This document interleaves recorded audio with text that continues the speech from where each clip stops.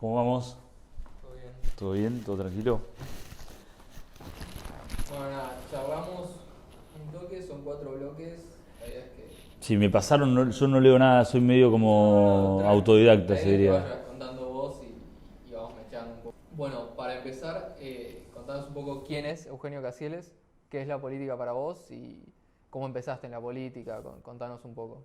Qué pregunta difícil esa de quién es, viste. Me hace acordar alguna cosa hasta del colegio que te hacían autodefinirte. No, hoy creo que soy una persona que aún tiene un sesgo de juventud, que sueña que podemos hacer cosas buenas para nuestro país.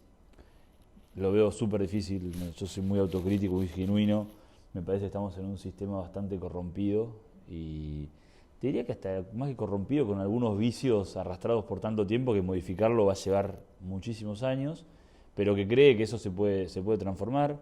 Soy un padre orgulloso y baboso de mi hijo, mi mujer está embarazada de nuestro segundo hijo, hija creo que va a ser, no sabemos todavía.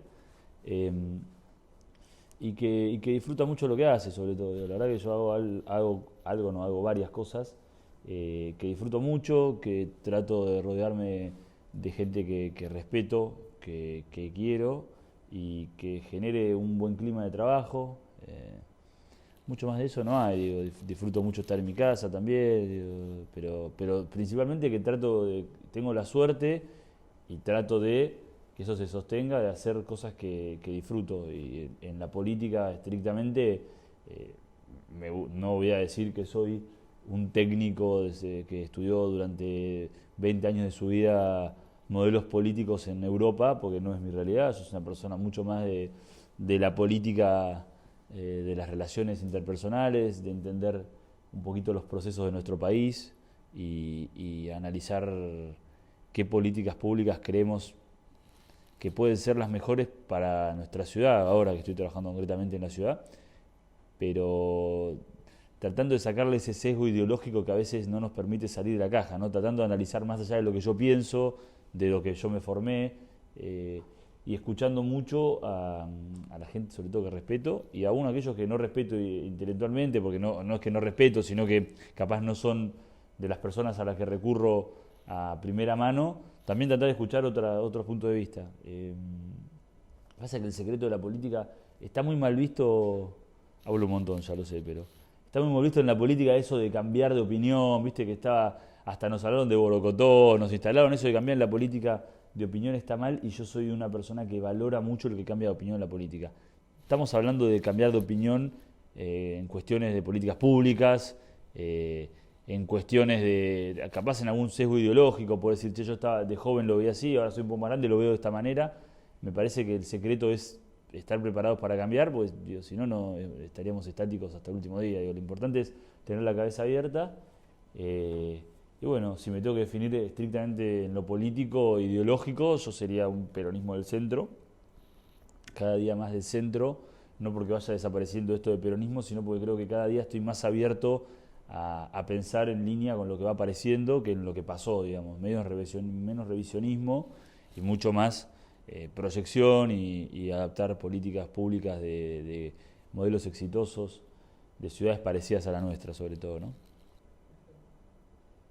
Contanos, ¿cómo empezaste en la política? ¿Qué fue eso que te llamó de la realidad?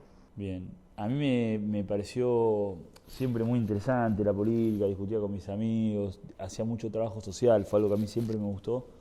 Eh, Iba a un colegio de clase media alta, estaba eso no sé de dónde viene cada uno, qué experiencia tiene cada uno, pero el grupo misionero, no fui nunca a un grupo misionero, pero sí el cenáculo, ir al retiro espiritual, repartir comida con la noche de la caridad, ir los viernes al hospital de niños, digo, había cosas que me gustaban mucho, pero nunca he estado estrictamente vinculado a la política partidaria y eso, y me impactó mucho la presidencia de Dualde.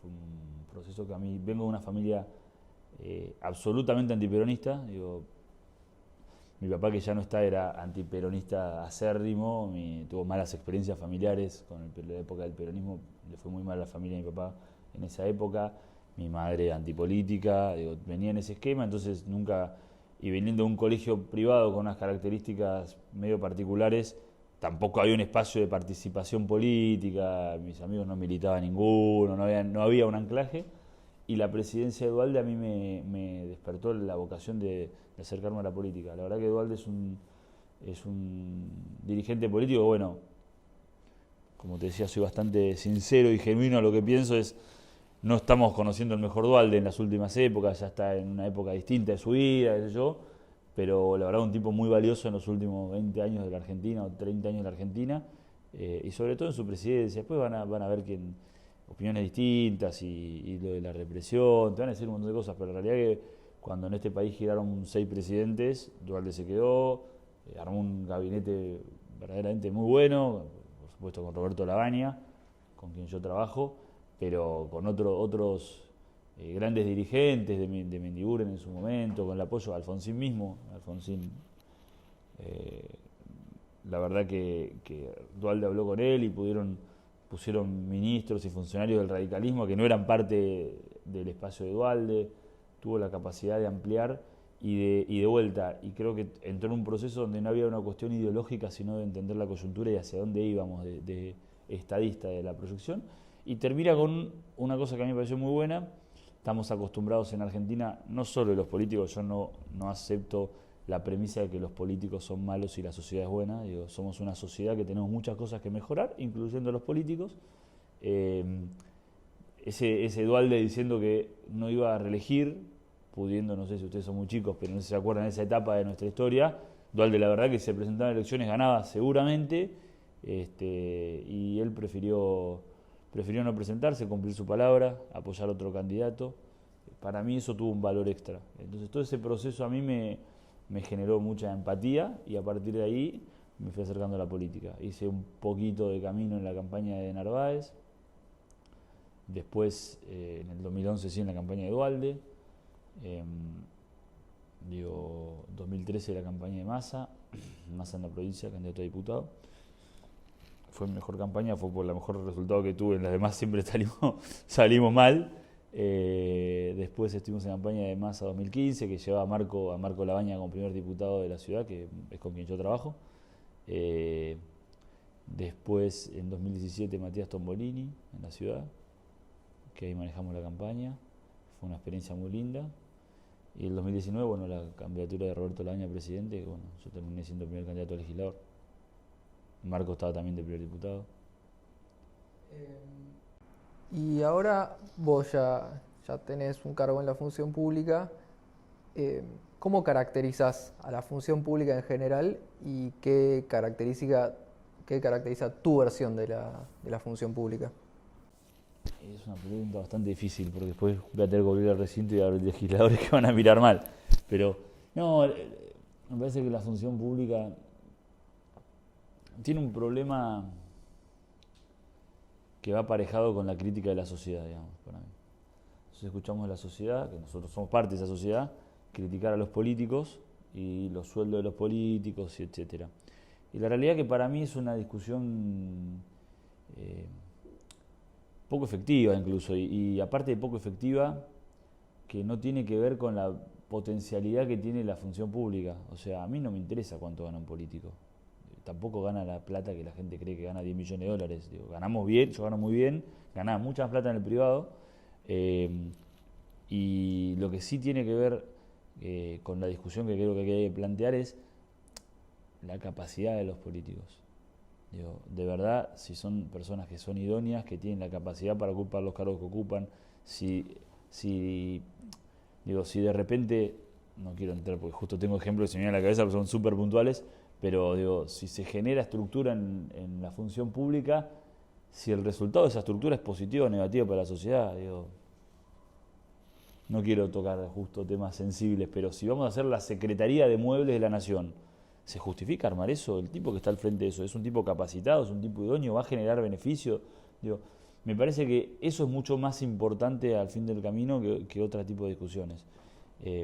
Para mí hay en los parlamentos exceso de legisladores, sinceramente, no sé, si querés sentamos en la legislatura, pero lo más fácil es ir a ver al Congreso, ahí, no sé, 257 son ahora, creo que son 257 todavía, y que van a actualizarlo, ese tipo de cosas, ¿viste? ¿Y para qué? Como que qué funcionalidad tienen, qué utilidad tienen, cómo afecta a la sociedad esa cantidad.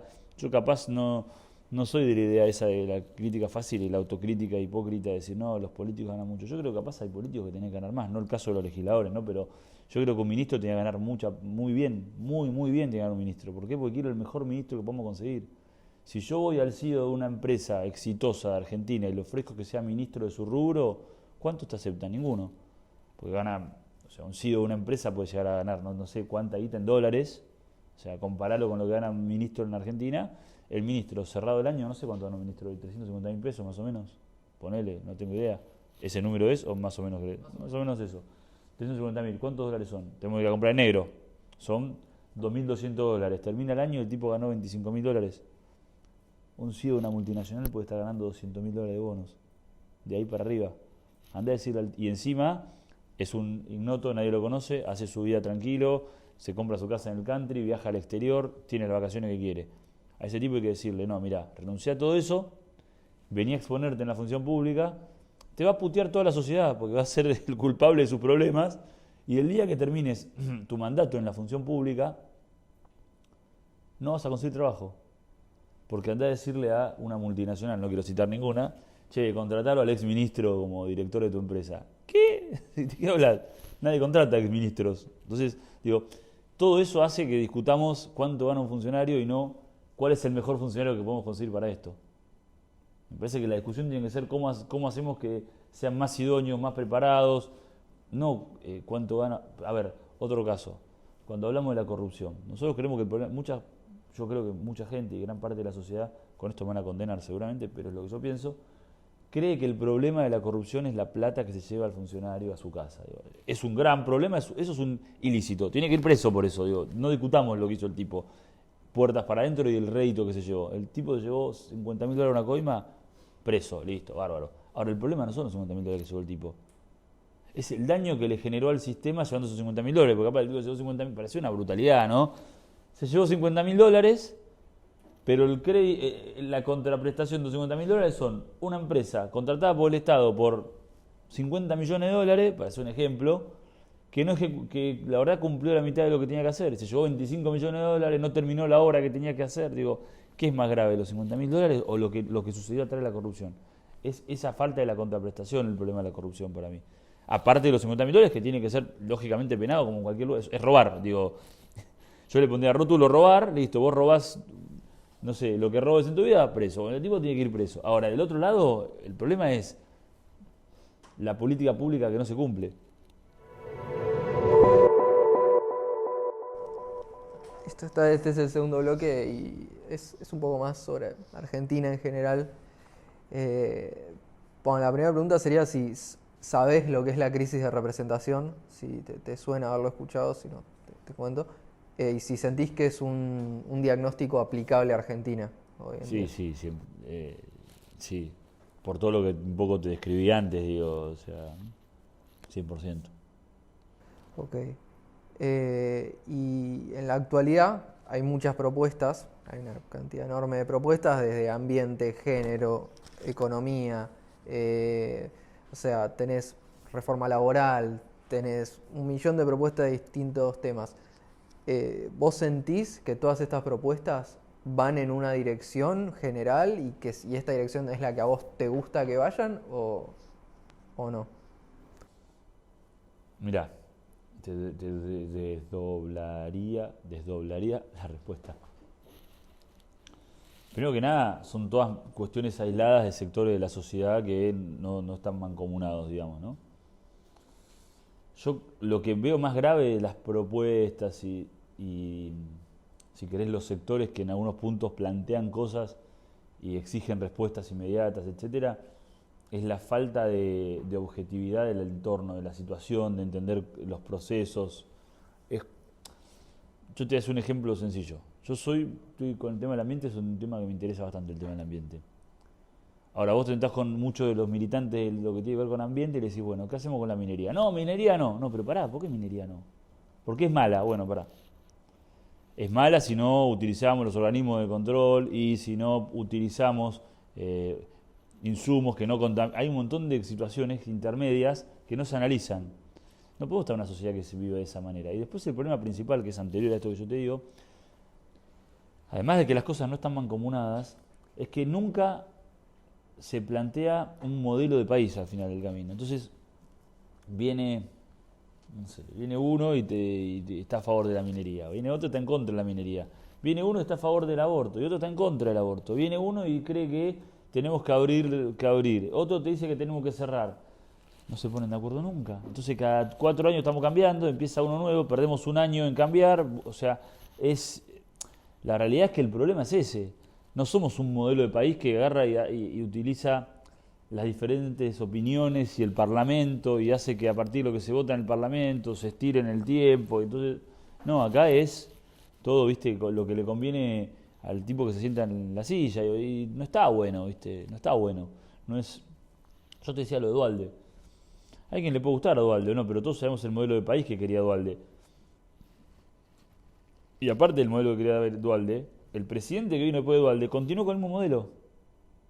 Entonces vos tuviste una Argentina de 10 años, de 8 años, 7 si querés en realidad, de 7 años, que verdaderamente tenía un modelo claro. Entonces el funcionario que venía no planteaba lo que a él se le pintaba. Venía un funcionario y decía, bueno, tengo que ir por este camino. Bueno, si no me gusta el camino porque va a Argentina, no asumo mi cargo. Y si lo asumo, sé para dónde tengo que ejecutar. Así no tenemos una conducción clara, un camino claro. Durante la época de Macri no lo tuvimos. No sabíamos cuál era el modelo de Argentina. Sabíamos que Cristina era mala. O sea, lo que nos dijo, perdón, si alguno es macrista, algo no es antimacrista ni es descriptivo. Nadie sabía cuál era el modelo productivo de Macri. Abrir era, bueno, ¿cómo hacemos, Mauricio? Acá tampoco lo sabemos, acá es cerrar. Tampoco sabemos cómo estamos incentivando diferentes industrias para que crezcamos. Nos hablaron de la industria del cannabis, que yo estoy de acuerdo, por supuesto, el aceite, etcétera. Yo que si querés entramos hasta en ese punto puntual que tengo una serie de análisis hechos, ¿no? Pero, ¿cuáles son las políticas de desarrollo que estamos planteando para incentivar industrias a que crezcan? No las hay. ¿Cuáles son las industrias que este gobierno está tratando de que crezcan? Si me decís 5, te puede. 3, no sabemos, estamos ciegos, capaz las hay, pero no las sabemos. O sea, digo, no podemos vivir en un país donde no sabemos para qué. Y te estoy hablando de cuestiones económicas que es para mí, yo digo, puedo estar equivocado, el corazón es el centro de todo. Si no te he resuelto eso, digo, como en la casa cualquiera, no te he resuelto lo económico, no puedes resolver nada, digamos. Tenemos el problema del Ministerio de Desarrollo Social, que el objetivo natural de un ministerio como el de Desarrollo Social tendría que ser desaparecer, o sea que no se necesite más tener un Ministerio de Desarrollo Social porque ya la sociedad ya prescinda de que haya un ministerio que le dé comida, ver cómo planes sociales. Necesitamos que la gente, todos tengan trabajo, se puedan educar, puedan conseguir sus propios recursos. Digo, la verdad que estamos entrampados ahí hace 1000 años. Y no hay una política de cómo hacemos para que esa gente se inserte. El tema no es cómo está la coyuntura, es cuál es la proyección. Siempre la proyección en Argentina es inocua, no existe. Te das cuenta que no cambia los resultados finales. Y la sociedad en este problema que tiene la política de no poder proyectar, no poder tener una propuesta clara, ¿qué rol cumple? ¿Qué rol cumple la sociedad en este punto? La sociedad en Argentina es bastante más paciente de lo que debiera ser a mi criterio. Cuando ves los resultados de las elecciones te das cuenta, cuando ves las expresiones públicas de la sociedad también, hay algún sector que se expresa, pero hay muchos sectores que de verdad son marginados y no se expresan, que tienen contención política, ¿no? Pero yo creería que son sectores que en otro país se expresarían mucho más rápidamente. Para mí, yo parece que cuando hablo si querés después critico a frente de todos, pero yo creo que lo de Macri fue muy. Separo Macri de Cambiemos, de la Reta, yo digo Macri concretamente, y ese proceso nacional fue muy malo para la sociedad, porque la sociedad, mi entorno es macrista y cambiemista, y son filo de eso, por de donde provengo, digamos, y la realidad es que encontraron en Macri quien quien describía el cambio y quien prometía una nueva política y quien encontraba muchas de sus expectativas volcadas en su proyecto, de la sociedad, y la verdad que fue muy decepcionante para la sociedad. O sea, cuando vos decís un tipo que viene y dice vamos a cambiar, vamos a ser distintos, no va a haber corrupción, vamos a hacer lo otro, lo votás y después te encontrás con que muchas de esas cosas no pasaron. Mira, a mí una cosa que me da mucho, porque me cae muy mal Macri, porque le tengo bronca a Macri, porque Macri en su campaña hablaba del hambre cero. O sea, no hay nada más nefasto que hacer campaña diciendo que va a haber hambre cero cuando sabes que no lo vas a cumplir. Me parece que eso es tipo de lo más berreta que hubo en la política. Podemos discutir el kirchnerismo, que son Cristina y los malos modos, Cristina y la política que hacía que el país se encerrara, pésimo, nos hizo mucho daño. Ahora, me parece que lo más perverso es jugar con el hambre de la gente, decir hambre cero y no cumplir, y saber que, no es no cumplirlo porque no pudiste, es saber que no lo ibas a hacer. ¿Cuál era tu proyecto de hambre cero?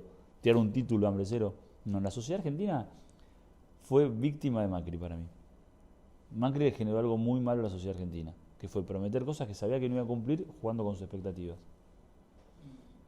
Perdón, eso es muy macrista de alguno, no sé. No, está bien, está bien. Somos apartidarios en Politeia. ¿Cómo es esto? Bueno, Si... y tampoco le gusta el fútbol. Nada, fútbol nos encanta. Bueno. Si vos hablás esto de la sociedad y vos se caracteriza tu persona política por involucrarte mucho con la sociedad, justamente, y creaste o formás parte de este espacio que se llama Construyendo Futuros. ¿Qué nos puedes contar de Construyendo Futuros y cuál es su rol en este juego de ayudar a la sociedad política? Construyendo Futuros arrancó fuerte al mes de la cuarentena. Cuando empezó la cuarentena, yo la verdad que hacía meses que había sido electo legislador y me dio mucha frustración decir, che, me eligen legislador y cierran todo y me tengo que quedar en mi casa haciendo la nada misma. Digo, me daba como angustia. Así que nos juntamos todo el equipo y dijimos, bueno, ¿qué hacemos? Yo no nos juntamos presencial, fue un Zoom en ese momento, para ser sincero, pero yo dije, no me voy a quedar en la cuarentena en mi casa. Creo que algún lugar tenemos que poder ayudar, digo, la gente se va a empezar a ver hambre, va a empezar y empezamos a trabajar sobre todo con el laburo social. Nosotros ahí, bueno, escribimos un libro, hicimos un programa de televisión, hicimos un montón de cosas, pero lo que inmediatamente nos surgió fue ver cómo podíamos aportar desde lo que era lo inmediato, que era el tema de la comida. Empezamos a armar comedores, hacíamos ollas populares, hacemos todavía ollas populares.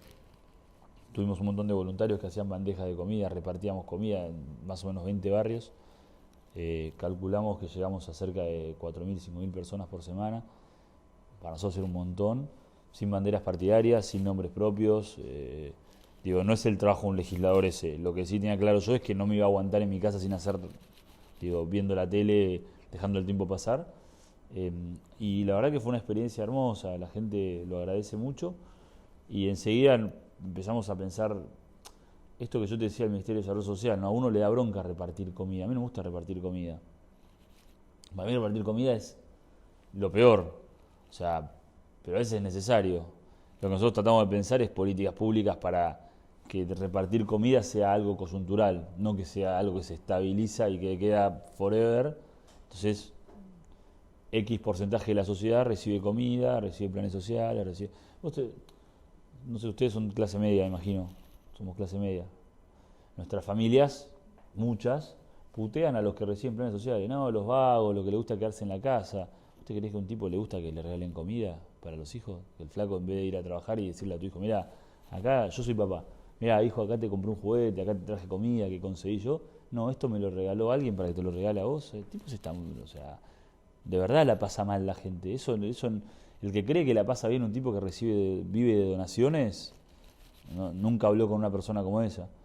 O sea, entonces nosotros creemos que hay un montón de laburo por hacer, por eso hicimos el libro, por eso hicimos el programa. Nosotros planteamos 5 pasos que son muy importantes, además de la alimentación, la salud mental y física, la estimulación, decirle a la gente que puede vivir mejor, porque mucha de esta gente que recibe asistencia del Estado constantemente deja de tener esperanza, deja de tener expectativa de que va a estar mejor. ¿Por qué va a estar mejor? No hay ningún motivo para estar mejor. decirles que se puede estar mejor, llevarle gente que ha pasado por su lugar, hacemos mucho eso también, gente que ha estado en su lugar y que hoy vive mejor y que pudo desarrollarse y llevarlos a dar charlas con otros vecinos, la verdad que es una parte importante. Después mucha gente que tiene, por supuesto la formación, todo, pero hay mucha gente que tiene miedo a trabajar, hay gente que no trabaja hace 15 años, el tipo ese le da miedo una entrevista de trabajo, ir a un trabajo, me van a juzgar, me van a criticar, no lo voy a hacer bien, darle la seguridad que lo pueden hacer. Nosotros desde Construyendo Futuro hacemos ese trabajo. Somos un equipo, yo estuve hasta hace poquito a la presidencia de eso, me parecía que lo mejor que podía hacer era dejarle un lugar a una persona que se abocara 100% a eso, y hoy cambiamos de presidente. No es el rol de un legislador, yo creo que hay que entender, mi trabajo como legislador es trabajar en las leyes que correspondan para que los porteños vivan mejor, votarla cuando la presente otro, votar en contra cuando me parece mal y tratar de producir lo más que pueda. Pero bueno, o sea, el bichito político nos picó por ahí durante la cuarentena porque es donde se podía aportar. Somos medio reacios a algunas cuestiones de política partidaria, ¿viste? Como que hay momentos donde la política partidaria roza con el ventajismo, digamos. O sea, hay momentos donde hay que ayudar y no hay que pensar qué rédito le saco yo a esto. Me parece que la política partidaria en muchas oportunidades es qué rédito le saco yo a esto. Así como vos hablas mucho de la sociedad, te involucrás y eso, otro grupo al que vos le das mucha importancia es a la juventud. ¿Qué rol ocupan los jóvenes hoy para vos y cuál querés que ocupen? ¿Pero me involucrás como joven a mí o me sacás del paquete de los jóvenes? No, puede ser o no, pero ahí vos ayudás a los jóvenes. Ya no me considero joven. O sea, soy joven pero dentro del esquema de la sociedad, pero no considero esa... Pero no, para mí es fundamental. La verdad que estás acá, ves mi equipo, nuestro equipo son 80% jóvenes, gente capacitada, que entiende mucho más y mucho más rápido las cosas que van pasando en el mundo que capaz que las entiendo yo. Ellos están mucho más inmersos con las cosas que van apareciendo, tienen menos vicios, tienen menos vicios políticos, hablo, ¿no? El resto no sé, no respondo por eso, no, pero tienen mucha menos apego a malos hábitos de la política. Por lo pronto, por el equipo que armamos, técnicamente son brillantes, son chicos que tienen la visión de que con la política pública se puede transformar, que tienen el compromiso, y la verdad que yo me siento súper cómodo trabajando con gente mucho más joven que yo. No sé. Fran, vos tenés 22, 21, ¿Enzo? 21. Bueno, creo que vos sos un poquito más viejo, 23, Navi 22, 24, 23. Y es el promedio de acá, no, un poquito más grande, pero yo me siento recontra cómodo, gente mucho más joven que yo, que me aporta otra visión, que podemos, aparte yo respeto muchísimo la opinión de cada uno de ellos, yo creo que hay que apostar ahí, por supuesto que hay un montón de gente grande en nuestro equipo que tiene la experiencia, que nos recuerda cosas que pasaron, que tienen años académicos, entonces la verdad que son consulta permanente, pero yo creo que la fuerza de la juventud y darle la posibilidad que se empiecen a formar de chicos para ser los dirigentes importantes del día de mañana es la gran apuesta que tenemos que tener. Lo que pasa mucho en la política es que el que se sienta no se quiere ir nunca, es como que son dueños, son vitalicios. Ese es un problema. Está aparejado también con lo que yo te planteaba antes, ¿no? Esto que te decía, nadie quiere entrar a la política y el tipo que entra sabe que capaz es un camino de ida porque después anda a una empresa a decir quiero venir a trabajar acá. Por eso me parece que lo importante es valorar la capacidad técnica y buscar gente que de verdad entienda que la política es algo coyuntural y de servicio. Los jóvenes lo ven de esa manera, hay gente grande que lo ve de esa manera y capaz nunca estuvo en la función pública. Nos tenemos mucha gente que nunca estuvo en la función pública y no les interesa, pero sí creen que hay que aportar en la política para modificar. Pero concretamente la juventud me parece fundamental, salvo para los partidos de fútbol que hacemos los viernes, para todo lo demás me vienen bárbaros. Hablando un poco del tema de la innovación en Politeia, innovación es como una palabra que tenemos sacra y es a lo que apuntamos. Vimos que vos hablas de innovación social. ¿Qué nos puedes contar de eso? Mira, lo primero, o pensás en innovación social, si querés, la misma frase te lo dice, digo, empezar a probar cosas nuevas en cuestiones sociales. O sea, todos los modelos que se probaron hasta acá fracasaron. Cada día tenemos más gente que vive de un modelo de aporte social, digamos. Para nosotros, innovación social es poder aplicar estos 5 pasos que te dije antes, terminar haciendo que la gente pueda insertarse. Si no pensamos... Contanos los 5 pasos. Te decía antes, o sea, pensar en principalmente, obviamente, uno dice, bueno, en formación, educación, pero si no arrancás con una persona que coma bien, un tipo que no come bien, no puedes ir a decirle, no, te vamos a formar para que dentro de 10 años, tipo, yo no morfo, te va a decir el tipo. Por supuesto la alimentación saludable, muchas veces vemos los bolsones de comida que se le da a la gente, etcétera, digo, a eso le faltan un montón de insumos que son importantes. Nosotros creemos que es importante la salud, tanto la física como la mental. O sea, hoy hay más gente con problemas de salud mental que física en lo que tiene que ver con, sobre todo la gente que está en la calle directamente, estrictamente en gente en situación de calle. Si no puedes en condiciones mentales y físicas, una persona que no se puede reinsertar a la sociedad. Después esto que te decía, la motivación, decir, che, mirá, estás mal, entendemos que estás en un lugar que no tenés nada para perder, hay mucha gente que no tiene nada para perder, o sea, no tiene nada, vive del Estado, no tiene nada propio. Y hay gente que vive en la calle incluso, y hay gente que vive, vas analizando situaciones peores. Pero decirles que hay gente que en su lugar pudo estar mejor después, que hay gente que de su pozo, el pozo en el que está él, pudo salir y hoy puede trabajar y puede conseguir sus propios recursos. Convencer a la gente que se puede. Si vos sabés que te va a ir mal, no vas a hacer nada para modificar tu realidad.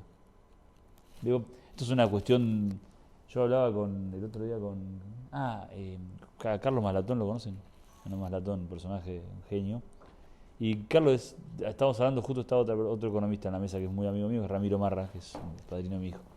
Y viste, en la economía todo tiene que ver con la confianza que tenés. O sea, si vos no confías en un banco no vas a llevar plata, si no confías en una sociedad de bolsa no vas a comprar títulos ahí. Ellos hablaban eso en la economía. Y la sociedad funciona así. Si vos no crees que vas a estar, si no tenés confianza en que van a salir mejor, ¿qué sentido tiene todo esto? ¿Para qué voy a estudiar? ¿Para qué voy a trabajar? O sea, digo, es un círculo vicioso del que no se sale. Nosotros tratamos de decirle a la gente que sí se sale, que sí se puede salir, que existe esa posibilidad. Trabajamos con la idea de que eso se puede hacer perfectamente. Después pensamos que es muy importante, por supuesto, la formación, que estamos acostumbrados que confundir formación con educación, con temas académicos, y a veces la formación es decirle a un tipo, mirá, una madera se corta así, o che, mirá, te enseño a manejar para que puedas ir a una remisería a buscar un trabajo, cuestiones menos académicas y mucho más de conocimientos aplicables y lo inmediato.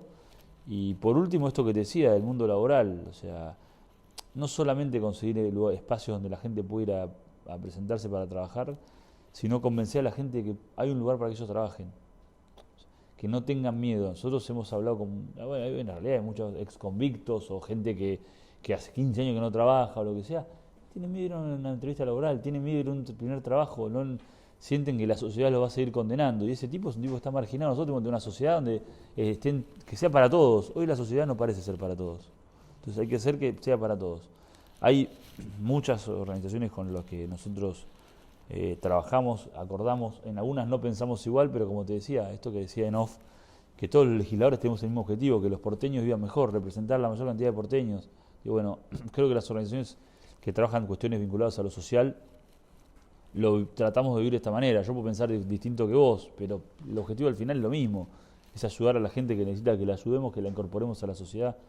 Hay un grupo de chicos que trabaja muy bien un sistema de cadena de favor o cómo juntamos recursos para un objetivo puntual, que son los chicos de la TUM, que nosotros hacemos cosas con ellos. Pero digo, la verdad que hay mucho, creo que hay muchas vocaciones, mucha gente con vocación de ayudar y bueno, nada, hay que saber organizar eso y que sobre todo hay que tener en claro que el objetivo es que integremos más gente que está excluida a nuestra sociedad. Eso es fundamental. Y si mañana le decimos, Eugenio Cassieles, hay una propuesta, una ley, una cosa que es realidad, mañana se hace realidad con todo el acuerdo y consenso político que requiera, te lo damos, ¿qué propuesta sería? No sé qué propuestas hay 18 millones de propuestas. Digo, para mí, te lo voy a sacar para atrás. Que nos podamos poner de acuerdo políticas públicas a largo plazo. Que digamos, che, bueno, estas 3 cosas, las que querramos, no sé, en algún momento nuestro país era bueno haciendo eso. O sea, educación pública, tenemos ejemplos. Digo, podemos decir, che, bueno, a partir de ahora nuestro modelo económico de país tiene que ser este. Y no puede venir otro presidente, otro color político a decirnos que es uno distinto. Por lo menos por determinada cantidad de tiempo. A partir de ahora vamos a, no sé, a invertir el 10% de nuestro PBI en garantizar la vivienda para todos. Parece un ejemplo, pero que lo cumplamos y que no importe el cambio de signo político, que nosotros podamos tener políticas a largo plazo. Me parece que el secreto para salir adelante es tener políticas a largo plazo, más allá de los colores políticos. No podemos cambiar cada vez que tiene un tipo que piensa distinto. Mirá, no sos tan importante. Lo importante es nuestro país, no el dirigente. Entonces el dirigente o el funcionario, o como lo querramos ver, tiene que adaptarse a las políticas exitosas del gobierno anterior. Tenemos que tratar de tener eso, no podemos vivir en un país de constante cambio. Seguimos de largo al último bloque, Sí. Que es más sobre tu espacio político. Si tenés que describir a tu partido, ¿qué palabras lo identifican y qué palabras te identifican a vos? Mirá, primero no tenemos un partido político, se formó una alianza que generó un espacio político, no está la herramienta electoral, digamos, como tal. Nuestra herramienta fue una alianza que integra muchos partidos. Me parece que es el sentido común. Digo, uno cuando piensa en Marco Labaña, en Roberto Labaña, bueno, en Urtubey, hoy en Randazzo, en tipos que son del centro, digamos, lo que prima es el sentido común. Es lo que te decía cuando arrancamos. Mirá, yo creo que hay que estar en condiciones de ser autocríticos y a veces decir, bueno, pará, la cuestión ideológica, histórica, el revisionismo, todo lo que venimos viendo para atrás es muy valioso para construir una idea, pero no es limitante. Nosotros tenemos que tener la posibilidad de romper con la cuestión ideológica. Porque a veces la ideología no se puede practicar a la política que estamos viviendo hoy. A veces vienen cosas que no están aparejadas a lo que pasó en el pasado, o capaz a veces, te diría que mayoritariamente, lo que estamos viendo es que los sectores políticos analizan la política desde lo que les conviene para hablarle a su electorado. Y capaz yo creo que hay muchos funcionarios que no están de acuerdo con lo que defienden. Y bueno, el desafío es, si no estás de acuerdo con lo que defendés, no lo defiendas. O sea, decí tu posición. Entiendo que el juego interno en un partido, si mañana salimos a decir, no sé, es una tontería, ¿verdad? Todos los edificios tienen que ser blancos. Y no, para mí los edificios tienen que ser como en la Boca, de diferente, amarillo, rojo, azul. Digo, si yo salgo a decir que quiero que sean diferentes colores, en mi partido me ejecutan. Entonces, viste, los tipos están como haciendo equilibrio.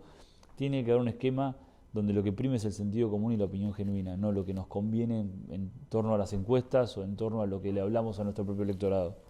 Nuestro espacio por lo menos es eso.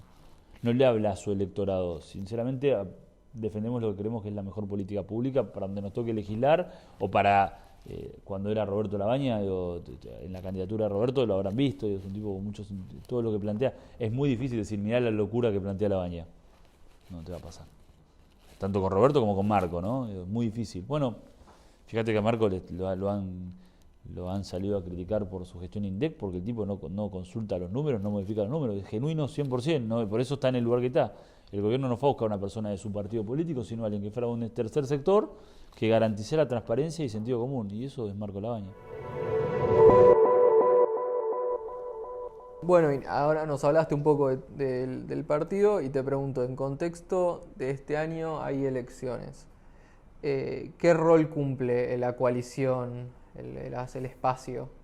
Mirá, está caminando para lo mismo que te decía recién. Nosotros somos un tercer espacio de centro, con bastante matiz peronista.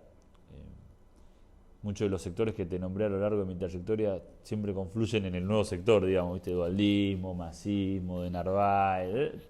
No las figuras, no la primer figura, pero sí todo su armado político generalmente sigue siendo el mismo en muchos de estos casos, ¿no? Digo, Labaña, Graciela Camaño, bueno, digo, hay muchos actores, capaz algunos menos conocidos.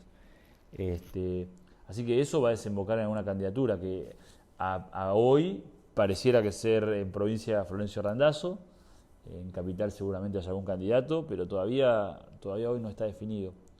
Pero no está definido como tampoco saben quiénes son los candidatos de los otros sectores políticos. Digo, capaz nos apuran, no, pero ustedes, ¿qué candidato? Bueno, ¿quién es el candidato del PRO? ¿Quién es el candidato del Frente de Todos en la provincia? ¿Quién es el candidato en Ciudad? Lames creo que no quiere jugar. ¿Quién es el candidato? No sabemos, entonces ningún sector tiene definido los candidatos. Lo que está claro es que es esa si querés, representación va a estar con algún candidato. Yo creo que hoy es Randazzo en la provincia, falta el de Capital. Y para la sociedad, este espacio que representa en estas elecciones, una oportunidad, De vuelta, es el sentido común, ¿no? La gente, hay quien te dice esto se va a polarizar más y hay quien te dice la gente está cansada de la grieta. Digo, eso vamos a ver qué pasa. Habitualmente el momento donde la gente vota tercer espacio son en elecciones intermedias cuando no sea presidente. Digo, Massa, de Narváez fueron campeones de elecciones intermedias y ganaron los dos en la provincia de Buenos Aires. Y la anterior, la del 2017 en provincia, fue Massa Stolbizer la fórmula. Y la verdad que sacaron 17 puntos, 15 puntos, una cosa así, si no me acuerdo mal, no me puedo acordar bien ahora. Pero no es un número despreciable para un tercer espacio. Ahí después hay que ver lo que hace Spert y algún otro sector más, pero hoy creo que es el tercer espacio, claramente. Perfecto. Pasando a otra cosa, este espacio lo usamos por si tenés una anécdota que quieras contar, algo gracioso que te haya pasado en campaña, en sesión o algo así. No puse ni pensar ninguna, habían pasado 10 millones de cosas, pero cosas que se puedan contar pocas. Está bien. Nos pasó, vivimos una experiencia, arrancamos la gestión en la legislatura con el primer caso de coronavirus, que fue una cosa que vivimos compleja, porque el segundo caso fue el caso 1, digamos, el caso 0 fue otra vez, y el caso 1 es los chicos del despacho. Así que fue una semana, unos 2 días que nos volvieron locos. Teníamos que hablar con todo el universo que estaban preocupados porque hacía un mes habían estado con una persona en nuestro equipo porque la gente no entendía bien cómo era el coronavirus, así que nos llamaron de todos los medios. Digo esto y Fran se pone el barbijo, mirá qué cagón que resultaste. No, fue un parto, o sea, eso fue un parto, la pasamos movidito, tuvimos que empezar la cuarentena un mes antes que todo el resto de la sociedad, o sea, fue complejo. No, hay algunas experiencias divertidas, pero no, contables así no. Y vos estás empezando tu periodo, para cuando termine. ¿Tenés algún objetivo o algo que digas, quiero irme y me voy a ir contento si logré esto? Tanto personal como algo... No, yo creo que lo asigno más al día a día que al final ver qué hice. Yo, si siento que todos los días me esfuerzo, que tenemos un equipo que trabaja, que proponemos cosas, que verdaderamente no traicionamos al electorado, que no traicionamos al electorado, al ciudadano porteño, si nosotros día a día sentimos que hacemos bien nuestro trabajo, creo que al final del camino es eso lo que hay que recordar, más que un hito, o si cumplí o no un objetivo. Me parece que lo importante es esto que te digo, tener la capacidad de tener la cabeza abierta para defender la mejor política pública para los porteños. Ese es mi trabajo, ese es el trabajo del equipo, y en eso es donde ponemos la prioridad. Y si eso lo cumplimos, vamos a haber hecho bien nuestro trabajo. Si no lo cumplimos, no es una cosa, es, ¿cómo se dice? Life is journey. No es el destino, es el viaje, digamos, lo que hay que valorar. Ahora, para cerrar, Politeia trata, o sea, es un grupo que está dedicado a acercar a la ciudadanía a la política, como sanear ese nexo. Esta distancia que hay entre ciudadanía y política, corto, ¿cómo crees que se soluciona? Mira, no es una pregunta sencilla y no te voy a hacer una respuesta hipócrita, digamos. Yo creo que es bastante complicado porque hay muchos años y hay mucha militancia en contra de la política. Entonces, hoy a la mañana veía la G, por ejemplo, y era, ustedes, Si un comunicador, si un periodista le habla a los políticos como ustedes contra nosotros, digo, es muy difícil que la sociedad crea que puede hablar con un político y crea lo que el político le plantea. Me parece que yo soy muy crítico de, esto me sale carísimo cada vez que lo digo, pero yo soy muy crítico de otros sectores que creo que son mucho más dañinos para la sociedad, como para mí el periodismo. Hay periodistas muy buenos, hay muchos periodistas que son muy malos y que les generan mucho daño. Yo creo que parte de ese cortocircuito, aparte de la mala gestión de los políticos, aparte de que en otra época había mucha corrupción, hoy creo que la corrupción es marginal, te diría. Me parece que también está el tema de qué se comunica. Yo tengo la sensación de que el gran problema es esto que te digo, que es no hay políticas públicas de mediano y largo plazo, entonces no va a haber políticas públicas que transformen a la sociedad porque van girando todo el tiempo, y hasta que la sociedad no perciba que la política pública le está aliviando sus cargas, está ayudando a que viva mejor, etcétera, la cara visible de la política pública es el político y la verdad la interacción va a seguir siendo mala. Digo, si yo soy un médico y vos tenés un problema de salud y me llamás para que vaya y no voy, y te doy una medicina y no te da ningún resultado porque me equivoqué ese día y puse mal la medicina, y la semana que viene tengo que venir yo y viene otro médico y te dice vuelta, ¿y vos qué tenías? No, mira, pero yo hace 2 meses me está tratando otro médico y ya sabes lo que tengo. Y te da otra medicina y viene otro médico. En un momento odias a los médicos. Bueno, hasta que no sea el mismo médico el que te atiende, no te dé la misma medicina y tenga resultados, va a ser muy difícil que te queden simpáticos los médicos. Sobre todo si tenés a alguien diciendo, mirá qué malos son los médicos. Bueno, muchas gracias.